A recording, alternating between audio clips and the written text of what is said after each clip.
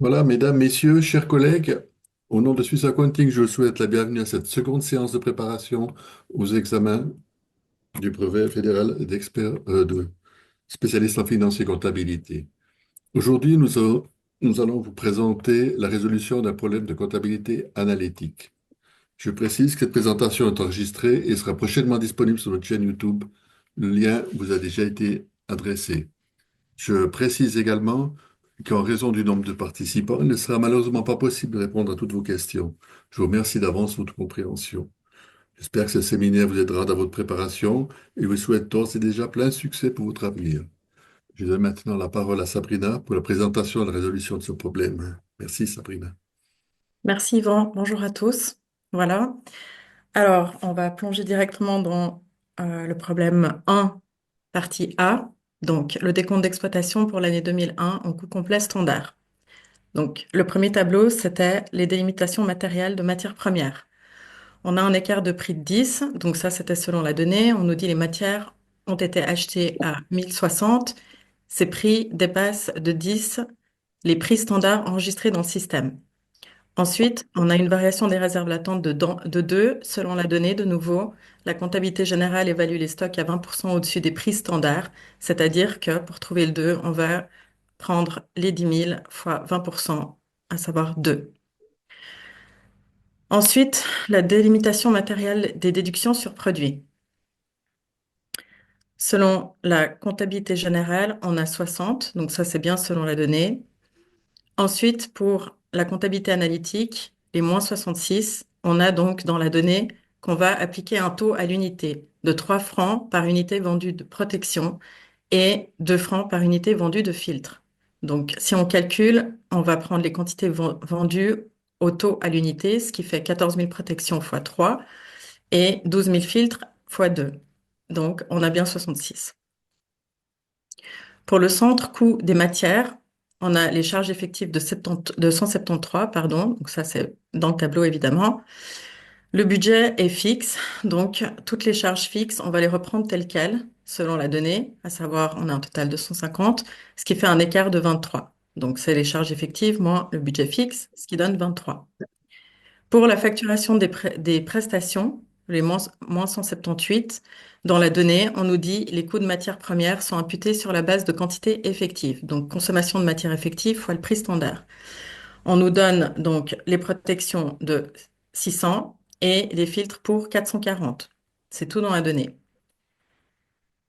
Comment calculer les coûts indirects de matière? Ben, ça aussi, on nous le dit. Elles sont imputées selon un taux de majoration. Comment trouver le taux de majoration? On va prendre donc dans les coûts à l'unité les 6 divisé par les 40, ce qui va nous donner 15% pour les protections, et les 6 divisé par 30, ce qui nous donne 20% pour les filtres. On va donc appliquer ces taux de majoration à la consommation de matière, ce qui va nous donner donc 15% de 690 pour les protections, 20% de 440, 88 pour les filtres, ce qui nous donne un total de 178. On a donc une surcouverture de 5, qui est donc le total des coûts effectifs à 173, moins la facturation des prestations de 178. On voit donc que la facturation des prestations est supérieure au total des coûts effectifs et donc on a une surcouverture. Pour le centre de coûts administration-vente, on a donc les charges effectives dans le tableau de 106, le budget fixe de nouveau, donc 100 en total. On reprend donc les coûts pour chacun des postes tels quels puisqu'ils sont fixes et on va trouver un écart de 6. Donc les charges effectives moins le budget fixe, c'est 6. Pour la facturation des prestations, on arrive à moins 104. Alors, le centre de coût comprend toutes les charges indirectes, on nous le dit. L'imputation se fait selon un taux à l'unité, de nouveau, 4 francs par unité vendue.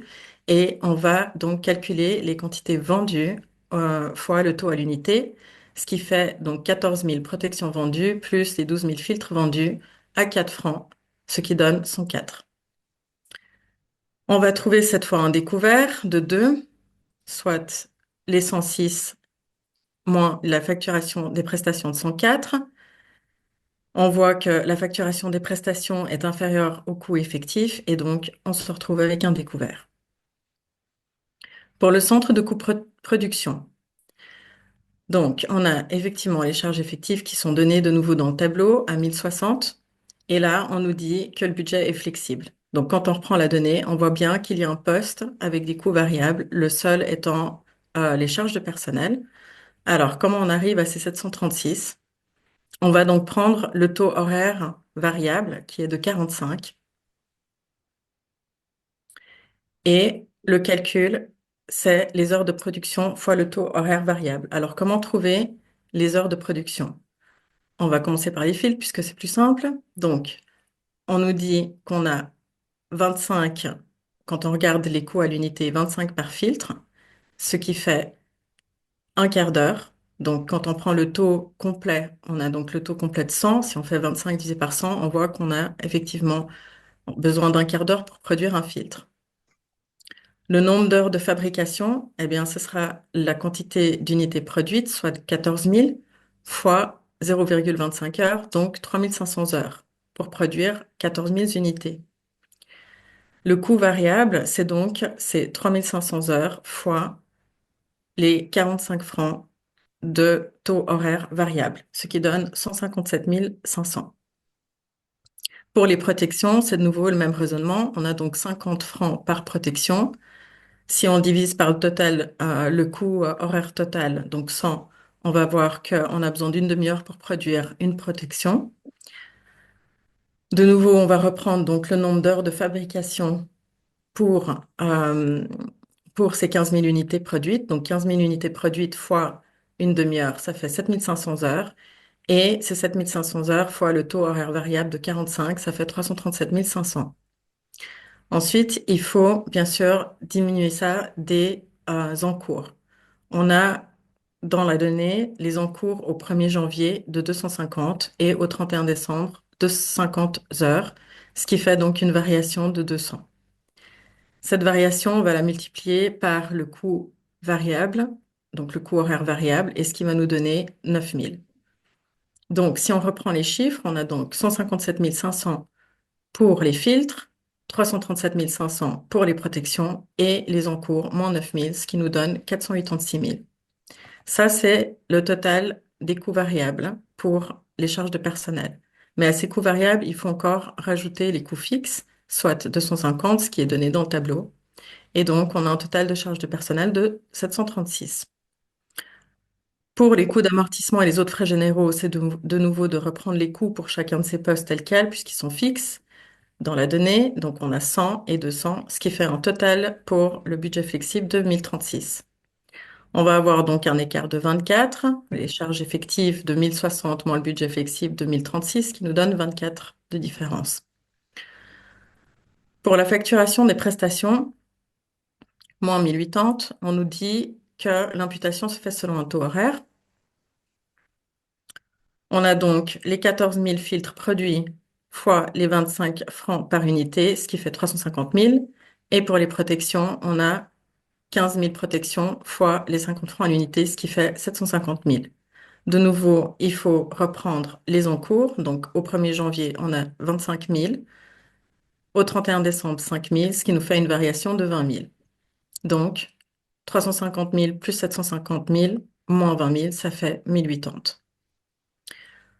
On se retrouve avec une surcouverture de 20, donc le total des coûts effectifs de 1060 moins la facturation de prestation de 1080, ça fait 20. Et on voit bien que la facturation de prestation est supérieure au total des coûts effectifs. Et on se retrouve avec une surcouverture. On passe maintenant donc au compte produit protection en cours.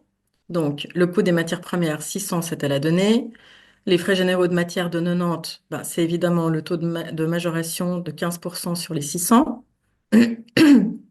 Pardon. Et les frais généraux de fabrication, c'est donc le nombre d'heures qu'on a calculé ci-dessus, 7500, moins la variation des encours, fois le taux horaire complet de 100, c'est-à-dire 730. On a donc un coût de fabrication de 1420 et le coût de fabrication des produits finis, on va reprendre donc le nombre d'unités produites, 15 000, fois le coût de fabrication standard de 96 par unité, ce qui nous donne 1440. On constate donc une variation de stock de 43. Si on reprend cette variation de stock, on peut bien sûr la calculer avec ce qu'on a dans la donnée pour les encours. Donc, au 1er janvier, 71 000 en valeur. Au 31 décembre, 28 000. Donc, ça nous donne bien une variation de 43. On a donc un solde de 23. Ensuite, si on regarde les produits finis protection, alors le coût de fabrication de ces produits finis est de 1440, comme on l'a vu ci-dessus. Le coût de fabrication des ventes, eh bien, ça va être le nombre d'unités vendues, 14 000 fois les 96, ce qui nous donne 1344. Et on va voir qu'on a une variation de stock de 96.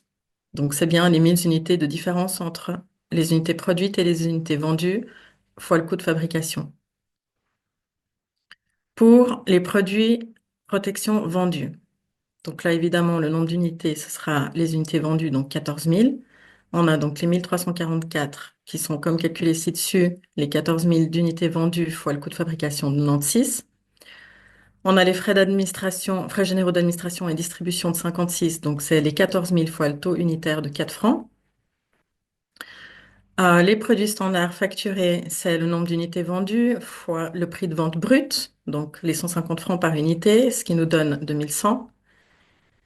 Et on va avoir, bien sûr, la déduction sur vente, qui est le nombre d'unités vendues, 14 000 fois le taux unitaire de 3 francs par unité, ce qui nous donne 42. On se retrouve donc avec moins 658, qui est donc la somme de tous ces chiffres, mais qui représente évidemment le bénéfice total, soit le nombre d'unités vendues, 14 000, fois le bénéfice par unité, 47 francs, ce qui fait 658, pardon. Pour les filtres, même raisonnement, donc coût de matière première, c'est les 440 qui sont dans la donnée. Les frais généraux de matière, c'est l'application du taux de majoration à ces 440, c'est-à-dire 20% de 440, 88. Et les frais généraux de fabrication, c'est le nombre d'heures calculé ci-dessus, 3500 heures, au taux horaire complet, pardon, de 100 francs, ce qui fait 350. En total, on a donc un coût de fabrication de production de 878. Le nombre d'unités produites fois le coût de fabrication standard, pardon, de 61 par unité va nous donner le coût de fabrication des produits finis, soit 854. On n'a pas de variation de stock de produits en cours, il n'y a pas d'encours pour les filtres. Donc, on va avoir un solde de 24. Pour les produits finis filtres, alors, le coût de fabrication de ces produits finis est de 854, comme calculé ci-dessus. Et le coût de fabrication des vendus, donc on aura le nombre d'unités vendues, 12 000, fois le coût de fabrication standard de 61 par unité, ce qui nous donne 732. C'est donc la différence entre les produits, les unités produites et les unités vendues, soit 2000 fois 61, ce qui nous donne une variation de stock de 122. Pour les produits filtres vendus, donc de nouveau, on va prendre les quantités vendues, soit 12 000. On va avoir le coût de fabrication des ventes, 732, comme calculé ci-dessus, à savoir nombre d'unités vendues fois coût de fabrication standard, 12 000 fois 61. Les frais généraux d'administration et de distribution, c'est le nombre d'unités vendues fois le taux unitaire de 4 francs, donc 12 000 fois 4, ça fait 48. Les produits standards facturés, c'est le nombre d'unités vendues fois le prix de vente brut, 100 francs par unité, c'est-à-dire 1 200 000. Et puis, on va voir, bien sûr, la déduction sur vente, c'est le nombre d'unités vendues, 12 000 fois le taux unitaire de 2 francs par unité, à savoir 24. On va donc faire la somme de tous ces chiffres. On va retrouver le bénéfice total, moins 396. Donc, le nombre d'unités vendues, 12 000 fois le bénéfice par unité de 33. Voilà pour cette partie A. Pour la partie B, on va analyser l'écart de production sur les produits finis protection. On sait que l'écart est de 23, comme on l'a vu ci-dessus, ici. On connaît les prestations facturées standards, donc les 1440 qu'on a calculées ci-dessus, à savoir 15 000 unités produites fois les 96 francs par unité. Ça, c'est évidemment les matières consommées, donc 600, avec le taux de majoration pour les frais généraux de matière de 90 et les frais généraux de production de 15 000 unités fois 50 francs par unité, ce qui nous donne 750. En total, on a bien les 1440. Pardon. Pour les prestations imputées ou comptabilisées, on a effectivement les coûts de fabrication de production de 1420 plus la variation de stock de 43, ce qui nous donne 1463. Ici, on va reprendre donc les chiffres qu'on a aussi ci-dessus, donc dans la partie 6.1 ici, en rajoutant les encours. Ce qui veut dire que pour la consommation de matière, on aura 600 de consommation plus la variation des encours de 20. Pour les frais généraux de matière, bien sûr, on peut appliquer les 15% au 620, on va se retrouver avec les 93, ou on peut aussi prendre donc les 90 plus la variation de stock de 3, ce qui nous donne les 93. Pour les frais généraux de production, on avait calculé 730 avec les encours, plus la variation de stock des 20, donc ça nous donne 750. En total, on a bien 1463. La différence est donc de 23. On voit qu'au niveau de la consommation de matière, on a une différence de 20. Au niveau des frais généraux de matière, on a 3. Et au niveau des frais généraux de production, 0, ce qui nous donne un total de 23. Voilà pour le point B. Pour le point C, il fallait donc évaluer diverses affirmations. Alors, dans le premier, je ne vais pas tout lire, bien sûr, parce que vous avez les données. Dans le premier, on parle d'une surcouverture, où on a donc les effectifs inférieurs au coût prévu, ce qui veut dire que l'affirmation est fausse. Dans la deuxième question, on parle d'une sous-couverture, donc effectif serait supérieur au coût prévu, ce qui veut dire que là, l'affirmation est juste.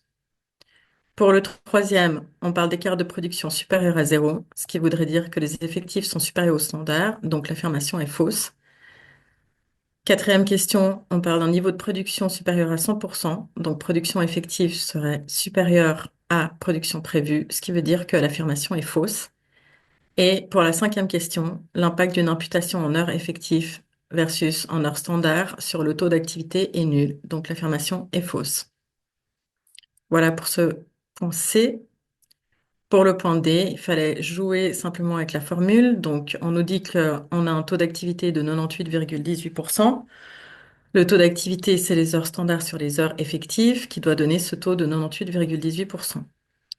Alors, comment trouver les heures standards? On a déjà tout calculé. On a pour les filtres 14 000 unités produites fois 0,25 par unité, c'est-à-dire 3500 heures. Pour les protections, 15 000 unités fois une demi-heure, donc 7500 heures. Et puis pour la variation des encours, on a les moins de 200 heures qui sont déjà données, ce qui nous donne un total de 10 800 heures. On doit trouver les heures effectives. Donc là, on reprend la formule et on joue avec cette formule, c'est-à-dire que les heures effectives, c'est égal aux heures standards divisées par le taux d'activité, soit 10 800 heures divisé par 98,18%, ce qui nous donne 11 000 heures.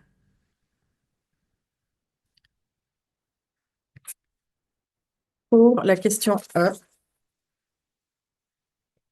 on avait plusieurs opérations qu'on devait comptabiliser. Donc, la première opération, c'est une constitution de réserve latente sur stock. On sait que ça veut dire qu'il va y avoir une délimitation matérielle sur charge de matière au débit et que au crédit, on va avoir une stock de matière, aucun objet en comptabilité analytique, et que ceci sera au crédit. Donc, on constate que la troisième affirmation est correcte. Pour la deuxième question, on nous dit que la comptabilité analytique comptabilise des déductions sur vente sur le produit B. On sait donc qu'on va... Pardon, je crois que j'ai fait une petite erreur. Oui, j'ai fait une petite erreur dans ma correction.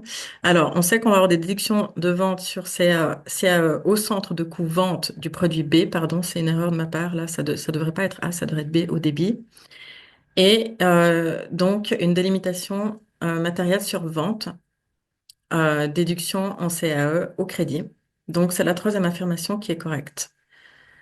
Pour la troisième question, les clients payent leurs factures sur notre compte bancaire. Alors, on sait qu'on va avoir des liquidités au débit, aucun objet pour la comptabilité analytique, et au crédit, euh, on devrait avoir des créances issues de livraison et prestations de services, et que ceci devrait se retrouver donc au crédit. On voit donc que aucune affirmation ici n'est correcte, puisque la question, c'était comment ça se passe en comptabilité analytique. Là, on avait une imputation à des centres de coûts dans les propositions, pardon, dans les propositions de réponse, et en fait, il faudrait que ce soit aucun objet. Dans la pour le quatrième point, donc, comptabilité générale comptabilise des amortissements optimisés fiscalement. Ces amortissements sont comptabilisés de manière indirecte. Donc, on va avoir le compte correction de valeur qui va être touché. Ici, on va donc avoir une délimitation matérielle sur amortissement, comptabilité générale au débit et la correction de valeur sur les immobilisations corporelles, aucun objet au crédit. Donc, c'est la première affirmation qui est correcte. Voilà pour ce problème 1. Je vais passer au problème 2.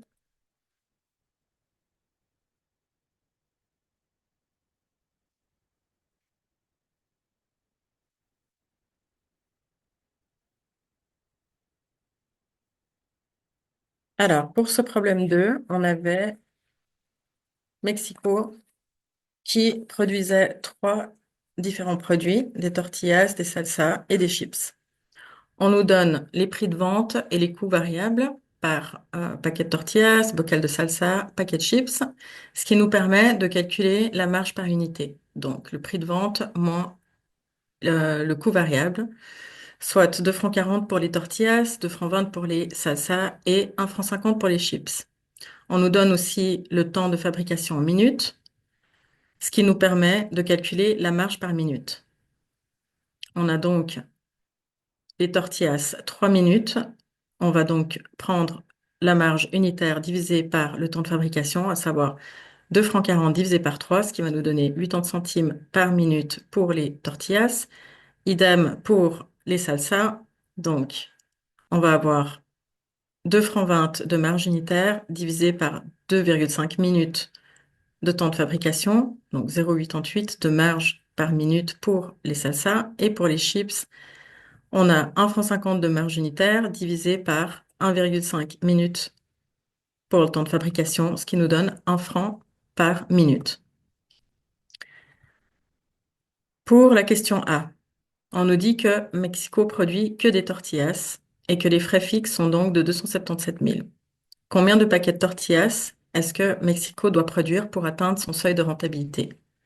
Donc, le seuil de rentabilité en unité, c'est les frais fixes divisés par la marge par unité, à savoir les 276 000 de frais fixes divisés par 2,40 francs de marge par unité, ce qui nous donne 115 000 paquets de tortillas. Au point B, on nous dit que Mexico produit que des paquets de chips, que les frais fixes sont donc de 240 000. Combien de chiffre d'affaires doit-elle réaliser pour atteindre un rendement sur chiffre d'affaires de 10%? Alors, si on reprend le prix de vente, qui est donc le 100%, c'est 3 francs.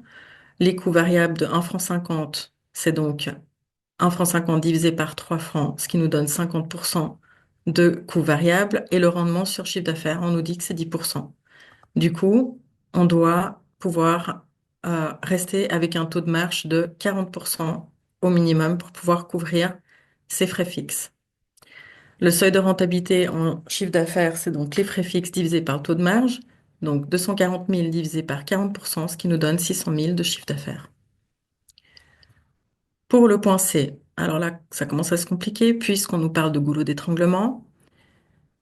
Quel est le produit que Mexico devrait fabriquer en priorité dans le cas d'un goulot d'étranglement? Alors là, on sait que le produit à fabriquer, ben, c'est le produit où la marge par minute est la plus élevée. On l'a calculé plus haut, ce sont les chips. Donc Mexico devrait fabriquer les chips en priorité. En point D, on nous demande quel devrait être le prix plancher pour les tortillas si on réduit la production de chips au profit des tortillas en goulot d'étranglement. Donc, pour trouver le prix plancher, étant donné qu'on va produire des tortillas au profit des chips, il va falloir calculer le coût d'opportunité des chips.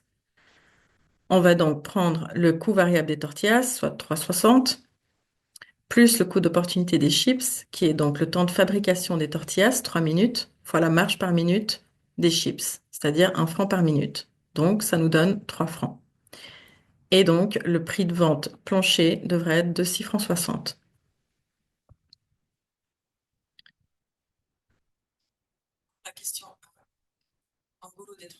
quel produit Mexico devrait refuser de produire elle-même? Eh bien, la réponse est que elle devrait refuser de produire le produit où sa marge par minute est la plus petite, à savoir les tortillas, comme calculé ci-dessus. Pour la question F, quel pourcentage Mexico doit-elle réduire ses coûts variables sur les salsas en goulot d'étranglement pour qu'elle puisse choisir autant de produire des chips que des salsas?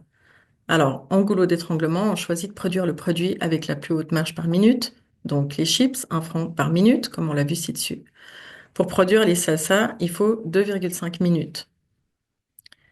La marge doit donc être de 2,5 minutes fois 1 franc, c'est-à-dire 2,50 francs par bocal de salsa produit. Donc, si on reprend le prix de vente de salsa, on a 5 francs 50. Il faut que la marge par unité de salsa soit 2 francs 50. Donc, il faut que les coûts variables soient de 5 francs 50 moins 2 francs 50, à savoir 3 francs. Actuellement, les coûts variables salsa sont de 3 francs 30. Donc, il faut réduire ces coûts variables de 3 francs 30 à 3 francs, soit de 30 centimes. En pourcentage, c'est donc la variation de coûts variables, donc 3 francs moins les 3 francs 30, moins 30 centimes, divisé par les coûts variables actuels, qui sont de 3 francs 30 fois 100, ce qui nous donne une diminution de 9,09%. Voilà, j'espère que c'était clair.